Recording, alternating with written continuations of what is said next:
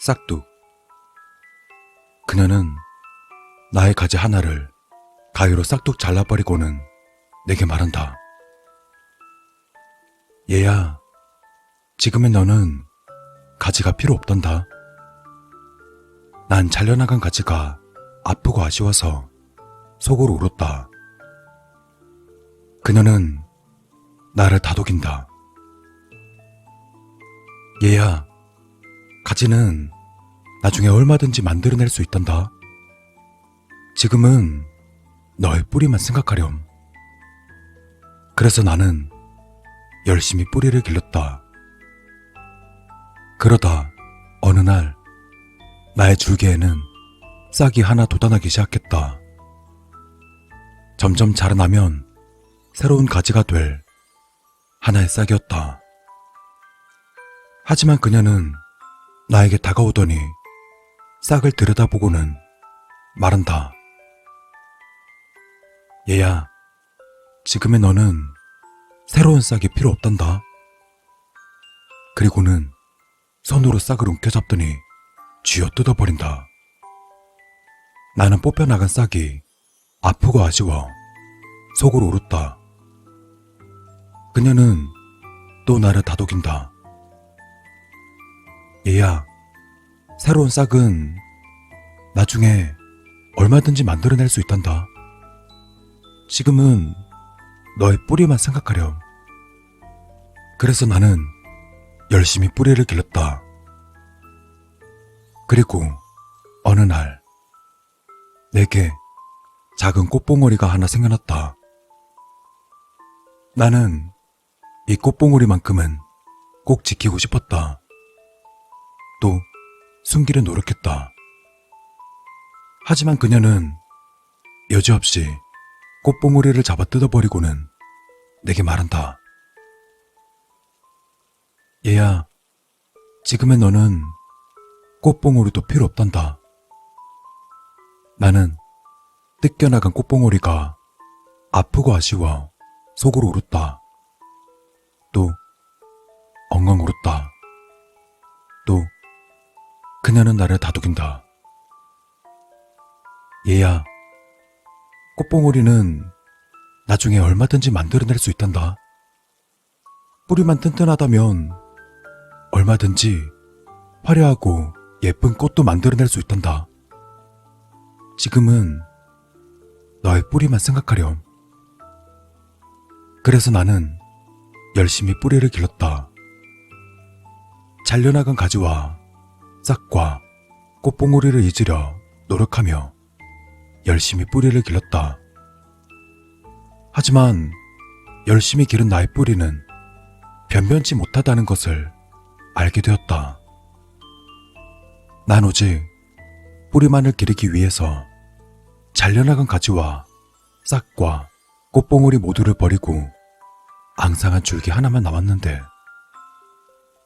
풍성한 잎사귀와 쭉쭉 뻗은 매끈한 가지, 또 향기롭고 아름다운 꽃을 가진 나무들의 뿌리가 내 것보다 훨씬 더 튼튼하다는 것을 알게 되었다. 변변치 않은 뿌리와 앙상한 줄기만을 가진 내가 그들과 경쟁할 수 없었다.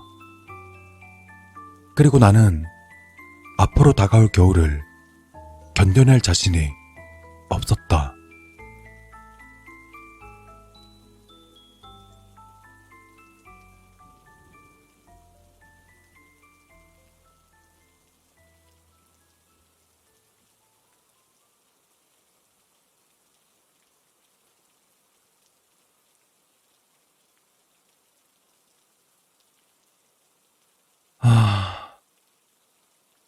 교복을 입은 어떤 여학생이 아파트 옥상 난간에 올라서서 깊은 한숨을 내쉬고 있다.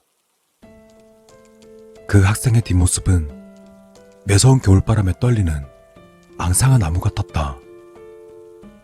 겨울바람을 견디지 못한 그 앙상한 나무는 쓰러져 버렸다. 쿵. 모든 것들을 버리고 뿌리만을 바라보고 살아왔는데 그것마저 신통치 않다는 것을 깨달았을 때 얼마나 허탈하고 슬펐을까. 하지만 넌 앞으로 얼마든지 새로운 가지와 잎사귀들과 아름다운 꽃을 만들어낼 수 있었다. 그렇게 세상의 빛을 받아서 더 튼튼한 줄기와 뿌리를 가질 수도 있었다. 하지만 너는 이 겨울을 견디지 못했다. 슬프고 안타까울 뿐이다.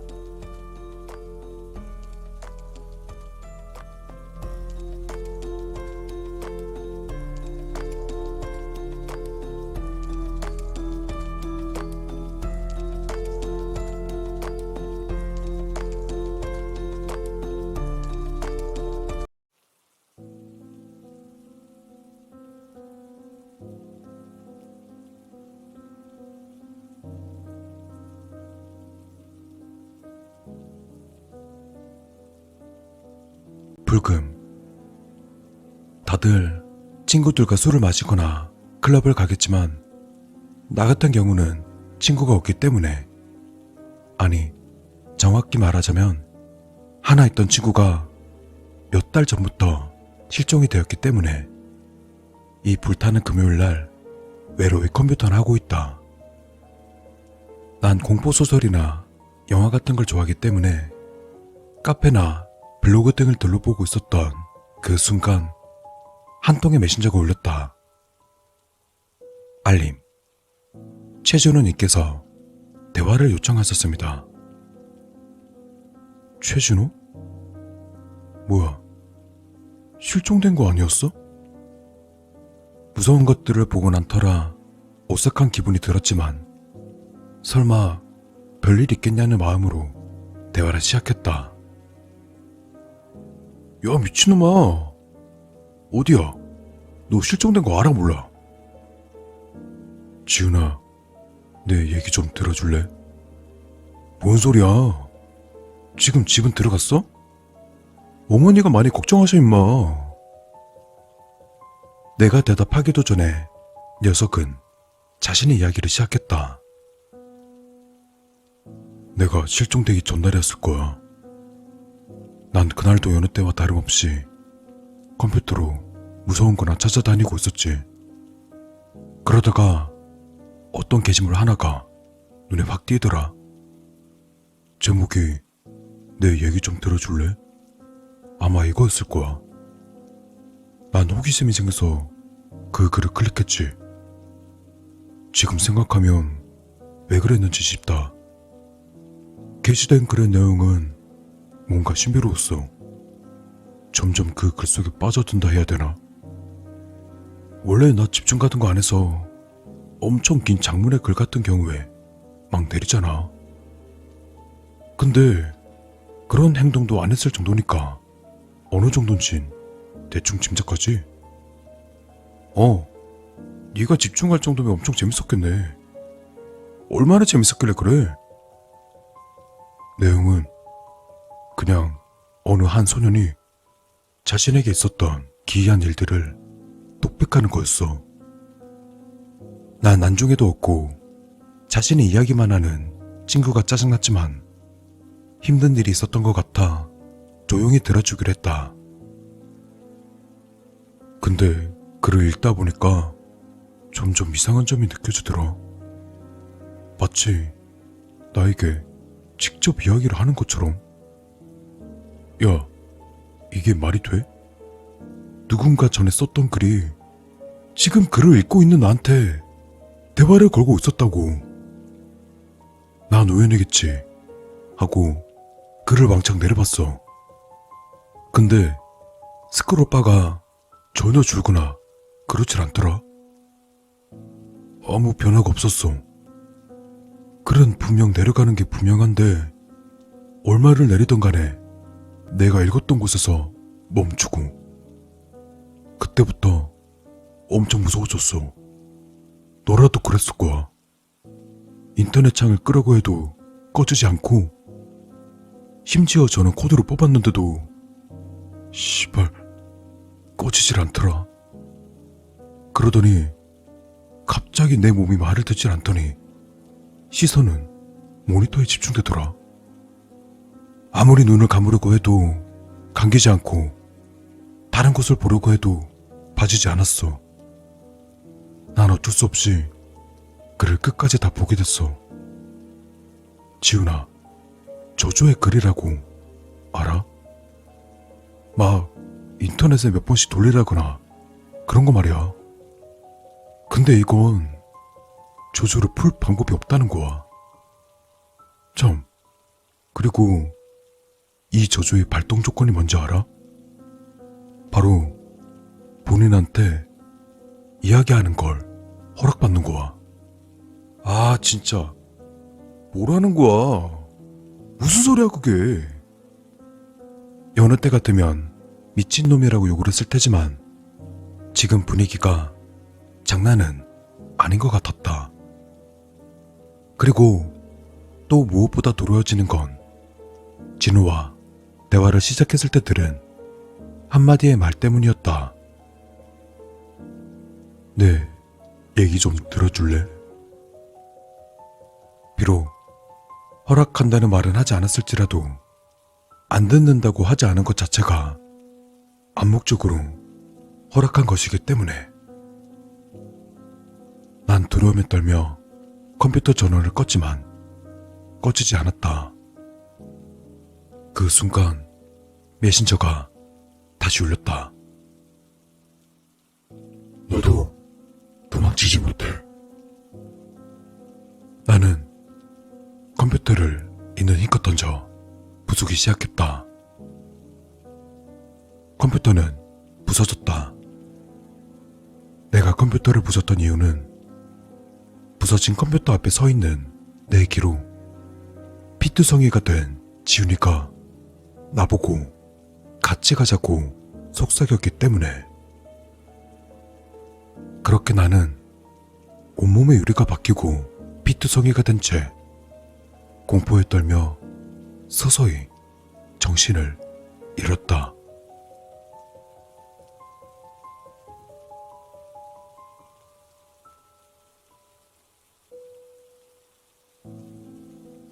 아, 맞다. 근데 이 글의 제목이 뭐였지? 너도 도망치지 못해.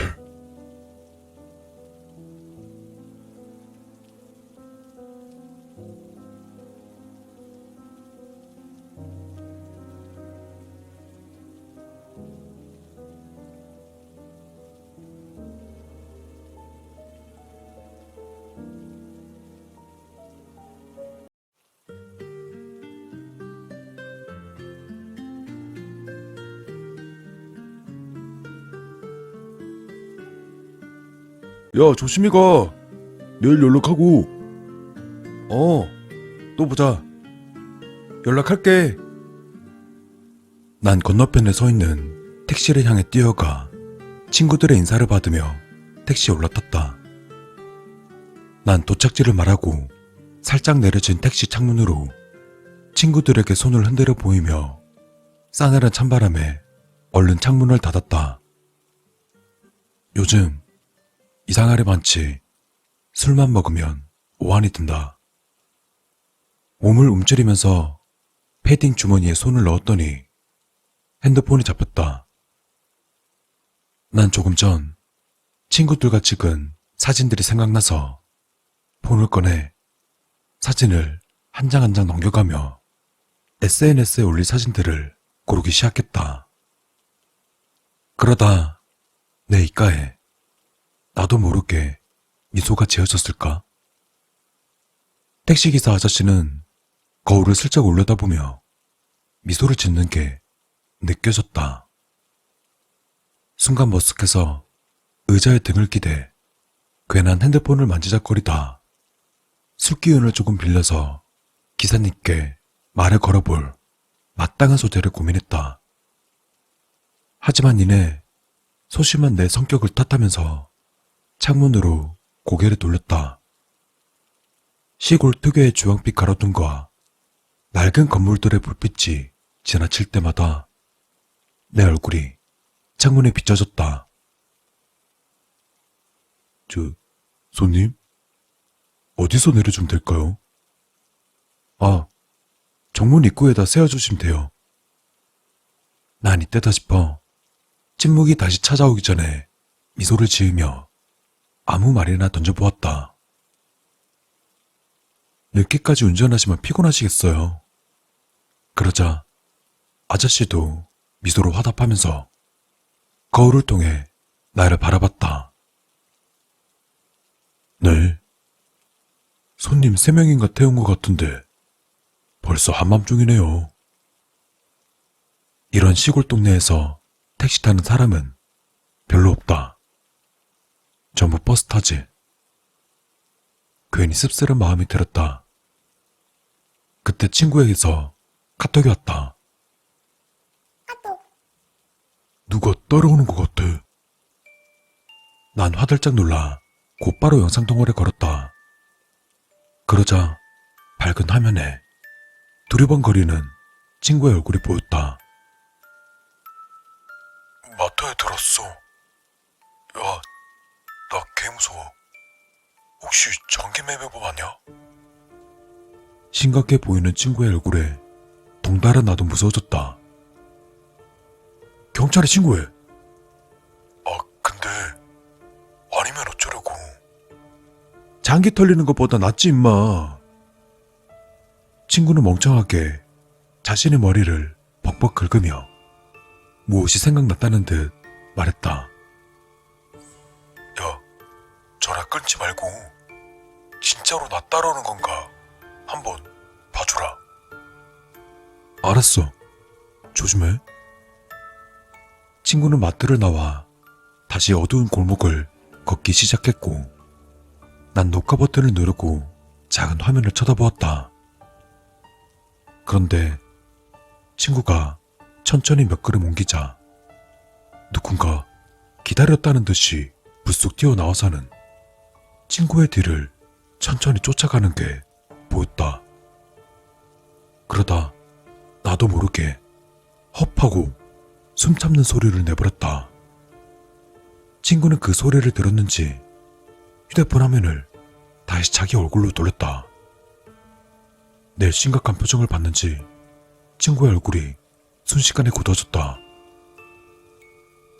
야, 네가 마트에서 나오니까 누가 숨어있다 나온 것 같은데? 친구가 그렇게 눈을 크게 뜬 건 처음 봤다. 진짜? 다시 한번 봐봐. 아직도 따라와? 친구는 다시 카메라를 자기 뒤로 비추었다. 그 사람은 아직도 따라오고 있었다. 야! 나 봐봐. 누가 멀리서 따라오고 있긴 한데 나도 확실히 모르겠으니까 어디 건물 같은 데 들어가서 가족 아무나 불러. 휴대폰에 비치는 친구 얼굴은 이제 창백해 보이기까지 했다.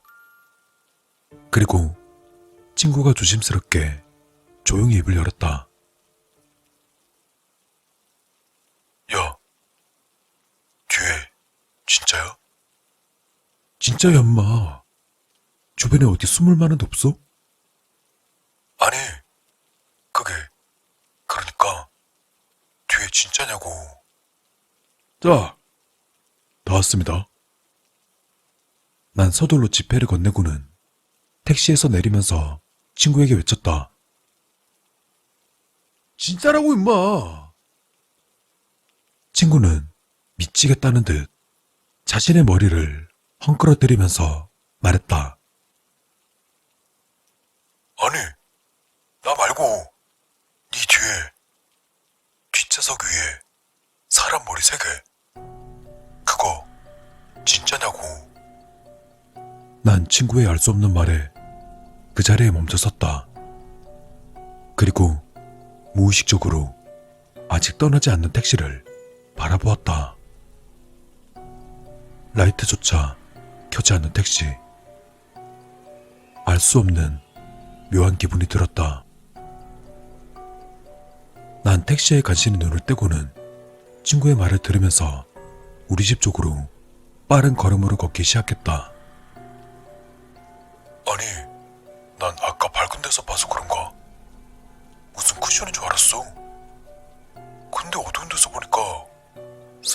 마네킹처럼 생긴 게 세 개 있더라고. 마네킹인가 생각했는데 막 머리카락 엉켜있고 피 같은 것도 묻어있고. 여보세요?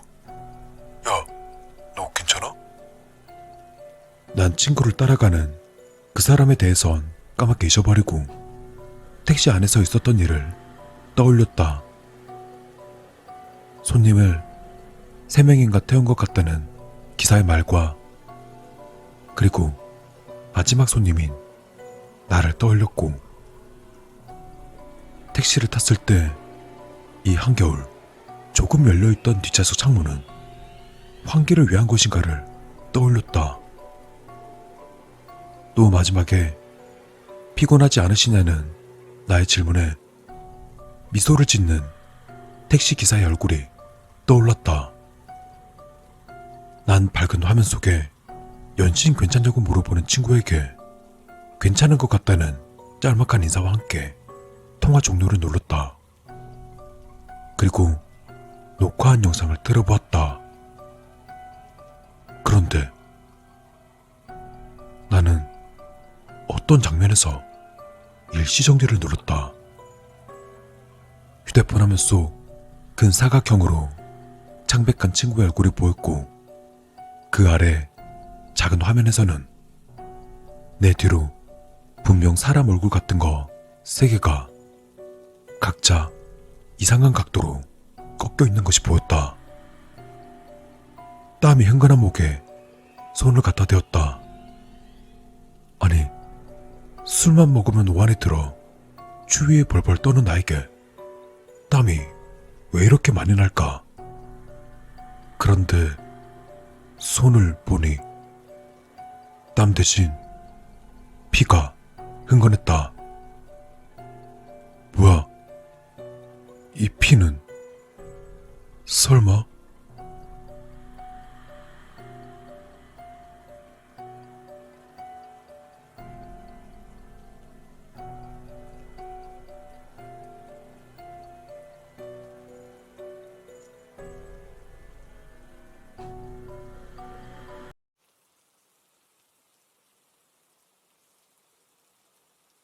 우린 항상 같은 곳을 바라보았다. 나는 너와 같은 곳에 살면서 같은 생각을 해왔다. 친구야, 난 너를 믿고 잠시 떠난다.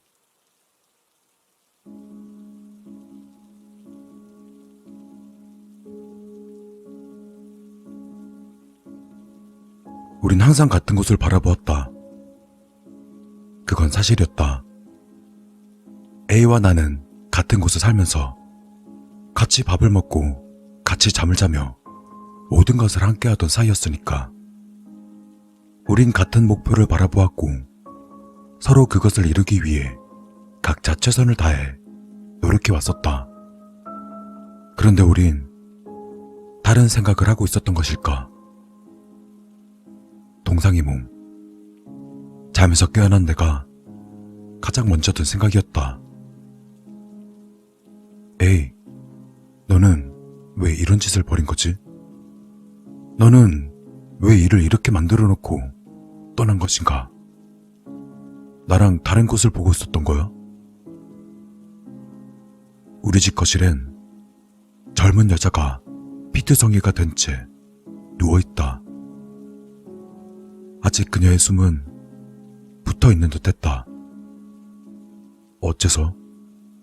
아직 살아있는 그녀를 내려다보며 어떻게 할지 몰라서 아무 행동도 못하고 있는데 경찰차인지 사이렌 소리가 들리기 시작한다. A는 나에게 죄를 씌울 모양이다.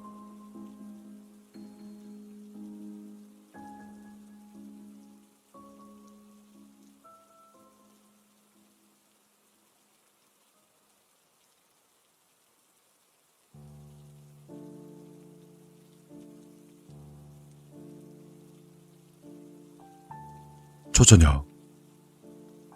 회사를 마치고 집으로 걸어가는 길이었다. 집 근처 골목 거기를 지나고 있는데 갑자기 뒤에서 나를 부르는 남자의 목소리가 들려왔다. 저기요! 저기, 잠시만요. 아직 깜깜한 밤도 아니었고, 주변에는 다른 사람들도 많았다. 그리고 그 남자의 목소리는 왠지 밝고 호감이 갔었기 때문에 경계심을 놓고는 뒤를 돌아보았다.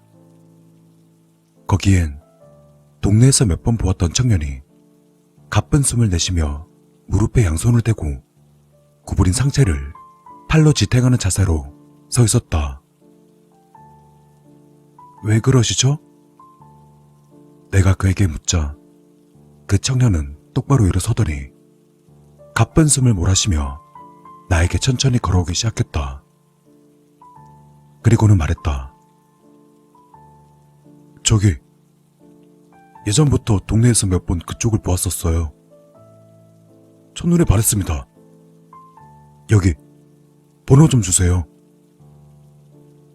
나는 그가 내미는 스마트폰을 엉겁결에 받아들였다. 난 왠지 기분이 좋았다. 또 이 남자 역시 괜찮아 보였기 때문에 내 번호를 입력해서 남자에게 돌려주었다. 활짝 웃는 그 남자. 감사합니다. 뭐라고 저장하면 될까요? 제 이름은 C예요. 네, 감사합니다. 그는 자신의 이름은 밝히지 않았고 내 이름을 입력하는지 잠시 고개를 숙이더니 핸드폰 액정을 엄지손가락으로 두드렸다. 그렇게 잠시 스마트폰을 만지던 청년이 고개를 들었는데 묘하게 분위기가 달라져 있었다. 나를 쫓아 뛰어오던 격앙된 마음이 가라앉았기 때문이었을까. 갑자기 그는 묘하게 미소를 띠는 듯한 표정을 짓더니 말을 꺼냈다. 저녁 안 드셨죠? 저녁이나 같이 할까요? 처음에 수줍은 모습과 달리 갑자기 리드하기 시작한다.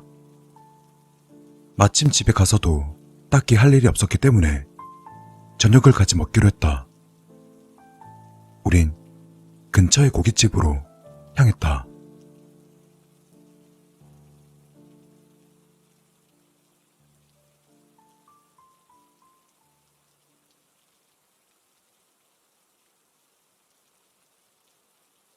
이러지 마세요.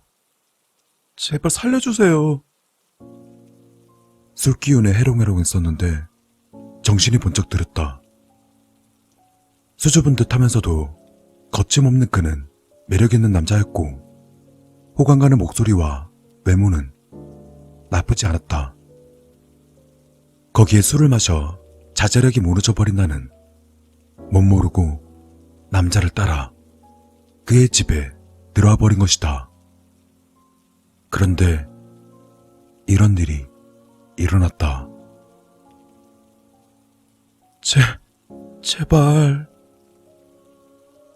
그 남잔 수줍은 듯한 표정을 지으며 오른손에 시카를 든 채 슬금슬금 걸어왔다. 한 걸음 한 걸음 그 역겨운 표정을 지으며 점점 가까이 다가왔다. 그리고는 저항할 틈도 없이 접근하더니 푹! 난 순간의 고통에 비명을 질러댔다. 그리고 그는 터져 나오는 내 입을 막았다. 복부에 느껴지는 극심한 고통에 눈물이 줄줄 흘러나왔다. 도대체 내가 왜? 나는 극심한 고통에 정신이 아찔해졌고 곧이어 점점 멍해지기 시작했다. 그는 한 번 더 찌르려는지 배에 박힌 칼을 빼려고 하는 것이 느껴진다. 그런데 갑자기 움직임을 멈추더니 이 남자는 무언가에 놀란 듯 소스라치게 비명을 질러댄다. 나는 정신이 아득해지면서 정신을 잃고 말았다. 그리고 정신을 잃기 직전 다급한 남자 목소리를 들을 수 있었다. 여기 칼에 찔린 여자가 있어요.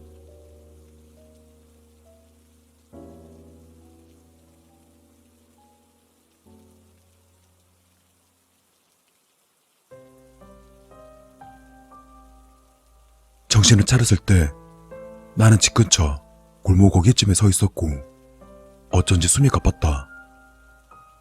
고개를 숙인 채 스마트폰을 보고 있는데 C라는 모르는 이름이 저장되어 있었다.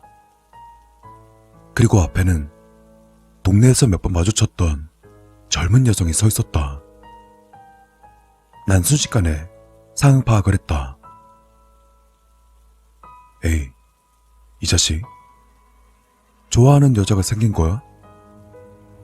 나는 A의 행동이 순간 귀엽게 느껴져서 미소를 지었다.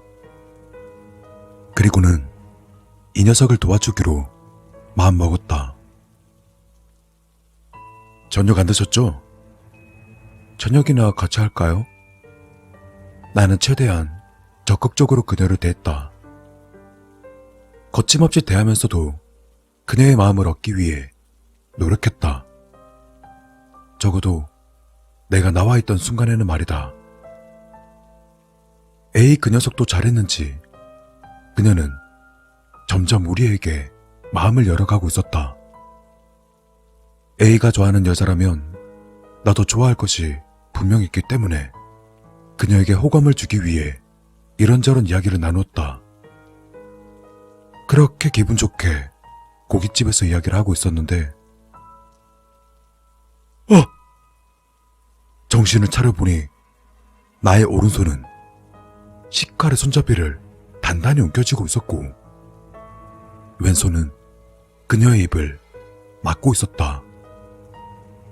고통에 일그러진 표정으로 눈물을 흘리고 있는 그녀의 모습이 너무나 당황스럽다. 이게 도대체 무슨 일이야? 그녀의 파열된 복부 근육이 움찔거리는지 오른손에 움켜쥔 식칼의 손잡이를 통해서 이상한 느낌이 전해져 왔다.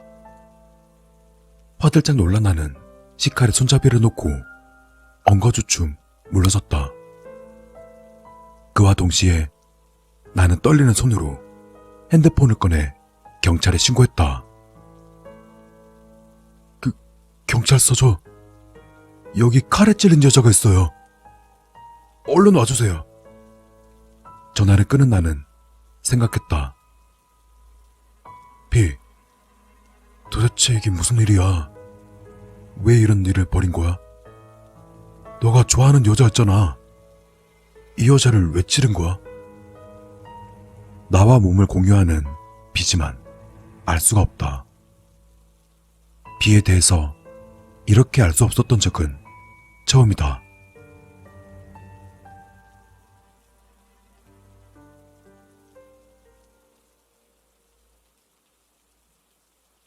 어릴 적 중간중간 기억이 끊어지는 현상과 내가 모르는 메모를 발견하면서 나는 나의 또 다른 인격인 B의 존재에 대해 알게 되었다. 우린 처음에는 메모로 이야기를 나누었는데 기억이 없을 때, 그러니까 B가 나의 몸을 사용하고 난 후에도 내 주변의 일들은 내가 원하는 방향으로 진행되고 있다는 것을 깨닫고 나서부터는 B를 신뢰하게 되었다. 아마 B도 마찬가지였을 것이다. 그렇다. B는 나와 같아. 이번 일은 분명 사고일 것이다. 저 여자 때문에 일어난 우발적인 사고. 나는 B를 믿는다. 이 사고에 대한 죗값을 치르자. B야, 다시 너가 깨어났을 땐 이 일에 대해 반성하기를 바란다. 우린 항상 같은 곳을 바라보았다. 너와 나는 같은 곳에 살면서 같은 생각을 해왔다. 그러기에 난 너를 믿고 잠시 떠난다, 친구야.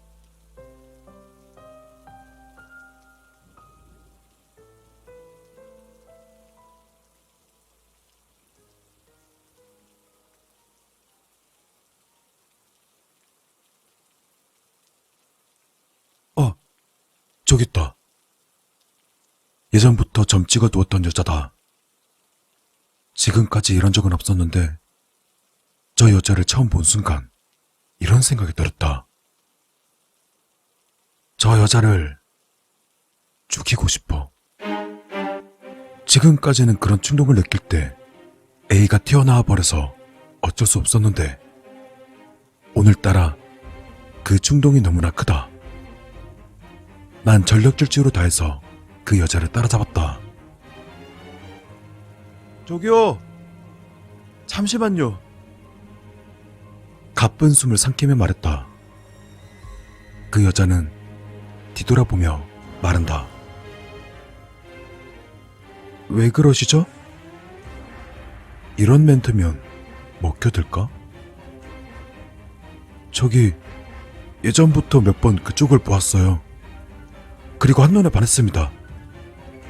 여기 번호 좀 주세요.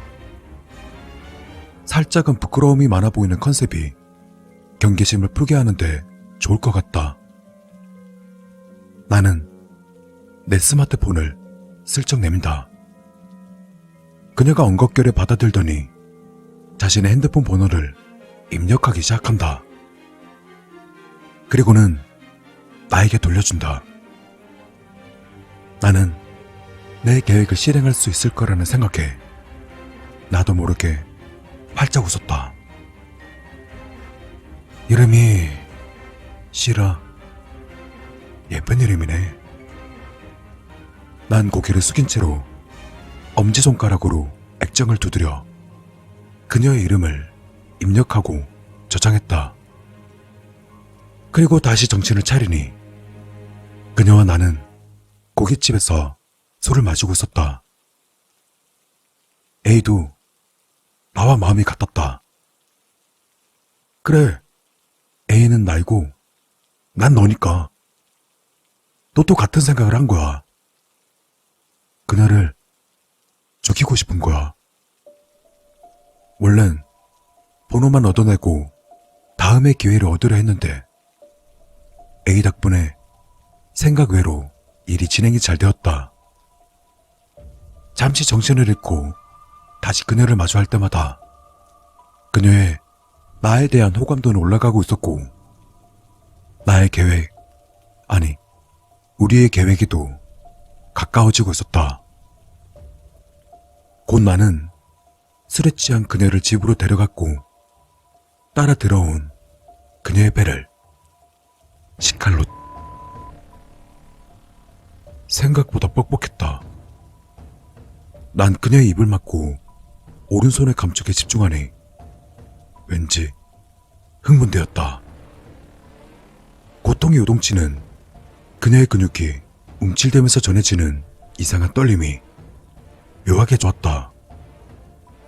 그러다 한 번 더 찌르고 싶어서 깊게 찔러 넣은 칼을 빼려고 오른팔에 힘을 주었다. 그리고 정신을 다시 차렸는데 그녀는 배에 칼이 박힌 채 아직도 살아있다. 어째서? 왜? 에이, 넌 왜 안 찔렀지? 넌 나랑 같을 텐데. 왜? 바닥에 내 스마트폰이 떨어져 있다. 에이, 너는 나와 달랐던 것인가? 우린 항상 잘 맞았는데, 우린 항상 같은 곳을 바라보고 있었는데, 그때였다. 경찰차인지 사이렌 소리가 가까워지는 것이 들린다. 이게 에이 너의 생각인 거야? 얼마간 아무 행동도 하지 못하던 나는 아직 숨이 붙어있는 그녀에게 다가가서 식칼의 손잡이를 오른손으로 움켜쥐었다. 한 번 더 찌를 때의 쾌감을 느끼고 싶었다. 난 힘을 주어 식칼을 뽑아낸다. 그녀는 작게 신음소리를 내었고 그녀의 배에서는 피가 꿀렁꿀렁 흘러나오기 시작했다. 사이렌 소리는 집 앞에서 멈추었고 다급하게 뛰어 올라오는 소리가 들렸다. 나는 피가 묻은 시카를 반대로 고쳐 잡고는 내 목젖알에 말랑말랑한 부분을 노려 오른팔을 힘껏 접었다. 극심한 고통에 몸부림치며 난 그렇게 죽어갔다. 나는 쉽게 충동에 휩싸이는 미친놈이지만 앞으로 살아갈 자신이 없어져 버렸다. 더 이상 나와 같은 생각을 하지 않는 녀석과 같이 살 순 없다. 우린 이제 같은 곳을 바라보고 있지 않으니까.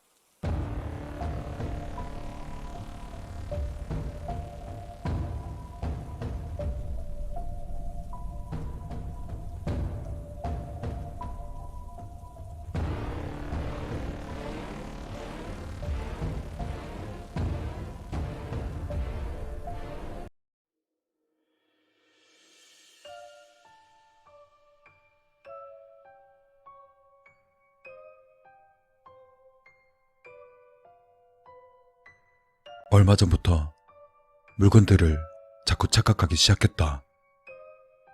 휴대폰을 냄비 받침으로 쓰려 한다던가 숟가락으로 머리를 빗으려 한다거나, 뿐만 아니라 난 세수한다는 걸 무슨 일이었는지 내 머리 위로 우유를 쏟아붓기도 했다.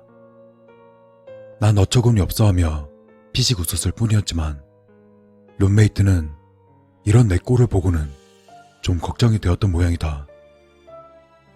괜찮을 것 같지만 룸메이트의 말대로 한동안 집에서 편히 요양할 생각이다. 눈앞에 베개가 보인다. 저게 어디에 쓰는 물건일까?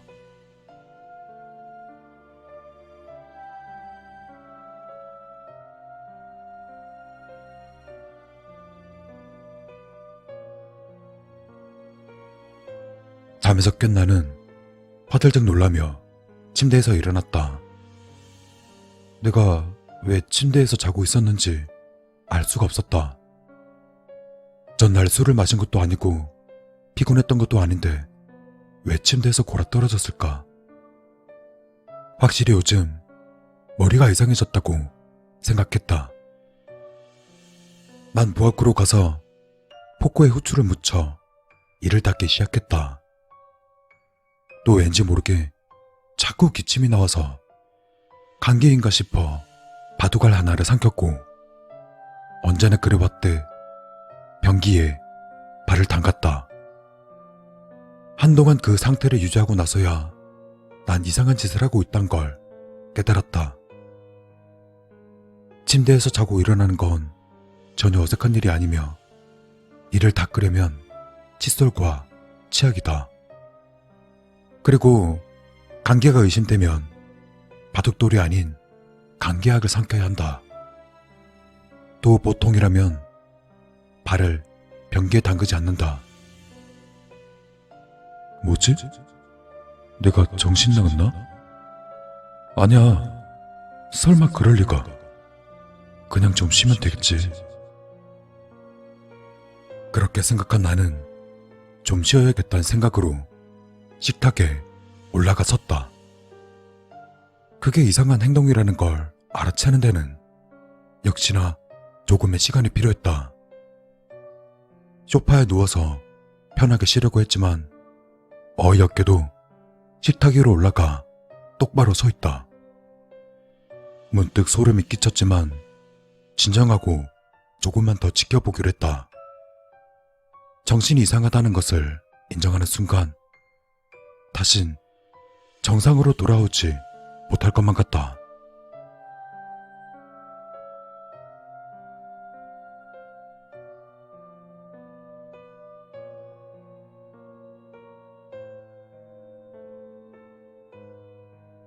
이 방 밖으로 나갈 수가 없다.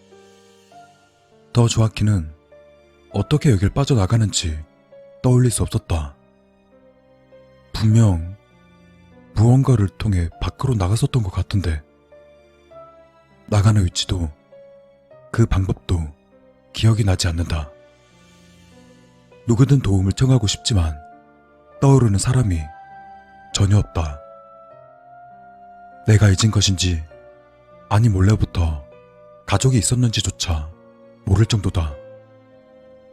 결국 누군가 날 찾아올 것이라는 신락 같은 희망을 품고 어떻게든 버텨보기로 했다.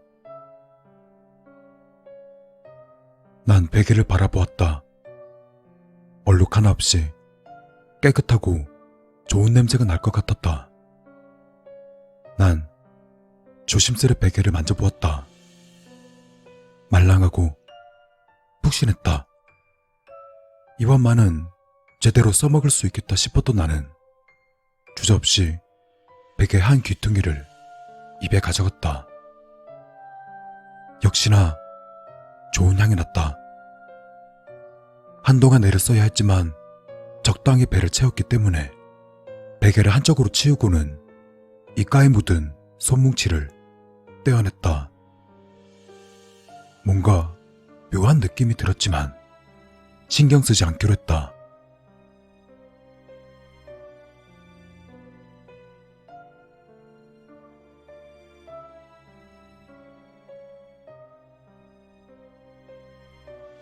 난 기분 좋은 포만감에 눈을 떴다.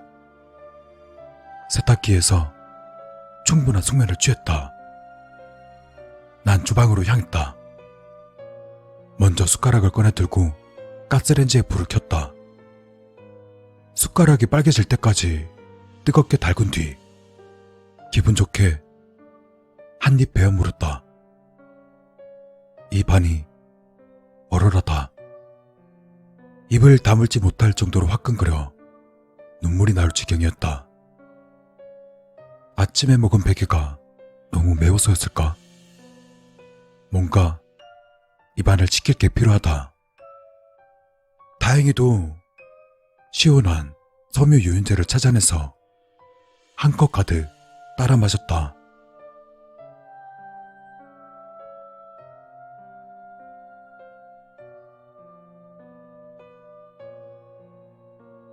배탈이 났는지 속에 있는 걸 다 개어냈다. 속을 달래기 위해 꽃 2송이와 선인장 1개를 먹어치웠다. 그것만으로 부족하지 싶어 식용유도 조금 마시기로 했다. 속이 계속 좋지 않아 벌써 몇 번째 침대를 들락거리며 밑으로 쏟아내고 있다. 골고루 먹어서 영양 균형을 맞춰야 할 것 같았다. 마침 내 방으로 염소 한 마리가 들어왔기 때문에 멋지게 사냥해냈다. 이걸로 영양 따 있는 식사를 할 수 있을 것 같다.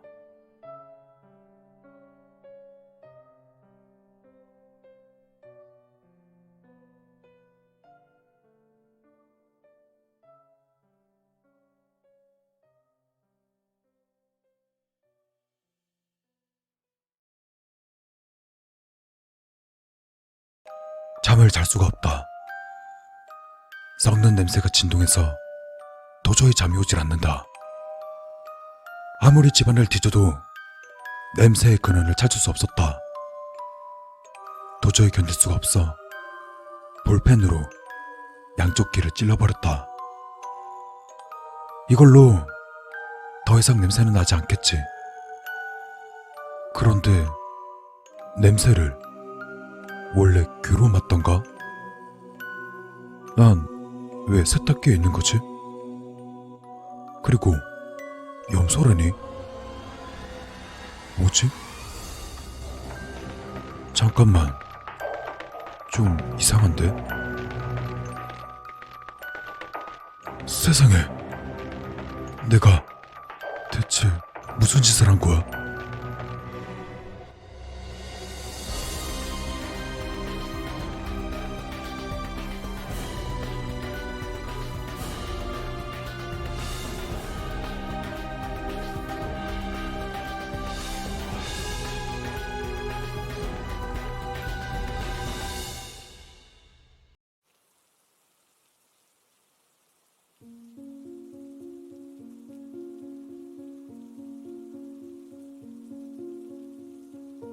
바로 본론으로 들어갈게. 내 약혼자가 우리 언니한테 마음이 있는 것 같아. 쌍둥이는 아니야. 언니랑 나랑은 1년 반 차이 나거든. 외모는 꽤 닮은 편이야. 언니가 나보다 외모가 더 뛰어나긴 하지만 나보다 더 마르고 나보다 피부도 더 좋고 가슴도 나보다 더 커. 그런 거 있잖아. 형제 자매 중에 먼저 태어난 사람이 타고나는 혜택 같은 거. 그래서 언니가 너무 미웠어. 언니가 나쁜 사람은 아니야. 언니는 항상 행복하고 운이 따르는, 보기만 해도 웃음이 나는 그런 존재거든. 하지만 그래서 언니가 더 싫어. 난 언니의 반도 따라가지 못할 거야. 똑같은 성적은 물론이고 언니가 입는 옷은 나한테 맞지도 않아. 그러다 어느 날이었을 거야. 언젠가 언니가 자기들이 노는 무리에 날 끼워주려고 했거든? 근데 그거 그냥 자기가 더 나은 사람이라는 걸 보여주려고 한 거였어. 그래서 언니가 더욱더 미워졌지. 뭐 앞에 얘기해서 다들 눈치챘겠지만 난 열등감이 좀 심한 편이야.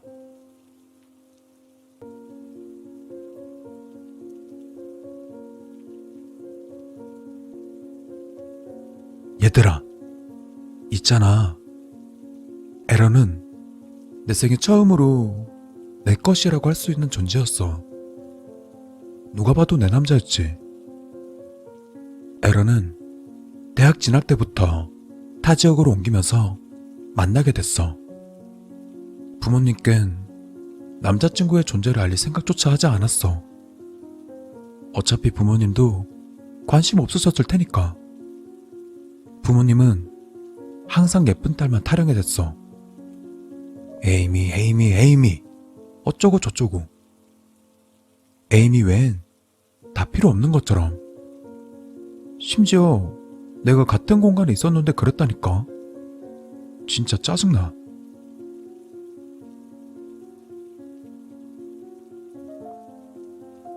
에런은 귀엽고 똑똑하고 섹시하고 날 매일 웃게 해주고 또 밤마다 날 행복하게 만들어줘. 그러던 어느 밤이었을 거야. 길고 황홀했었던 그날 밤, 난 에런에게 결혼하자고 고백했어. 무척이나 떨렸지. 그리고 에런은 대답했어. 예스라고 환하게 웃으며 대답해줬어. 난 마침내 해낸 듯한 기분이 들었어. 하늘을 날 듯 무척이나 기뻤지. 드디어 에이미의 그늘에서 벗어난 거야. 이제 난 에이미의 여동생이 아니라 나라는 사람을 되찾은 거지. 그런데 에런이 우리 가족을 보러 가자며 깜짝 비행기 티켓을 준비한 걸 봤을 때 기분이 영 좋지 않았어. 하지만 에런은 과거를 털어버릴 기회라면서 잘 살고 있는 모습을 보여주면 된다며 날 다독였어. 에런의 말도 일리는 있었지만 그래도 난 가고 싶지 않았어.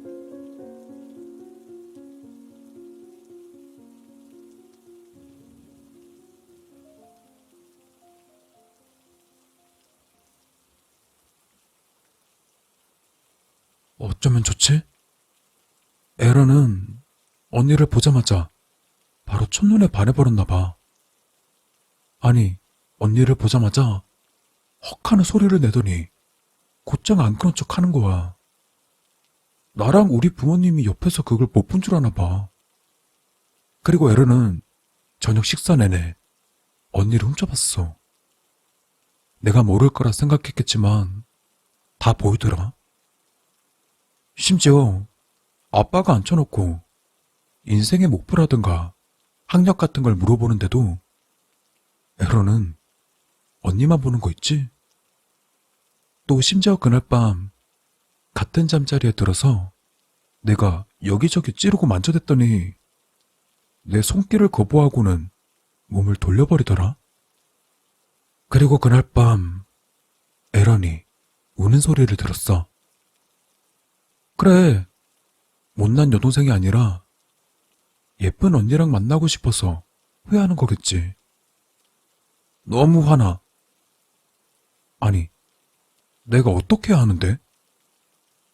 언니 얼굴 피부를 뜯어낸 지 이미 오래전인데 내가 뭘 더 어떻게 해야 되는 건데?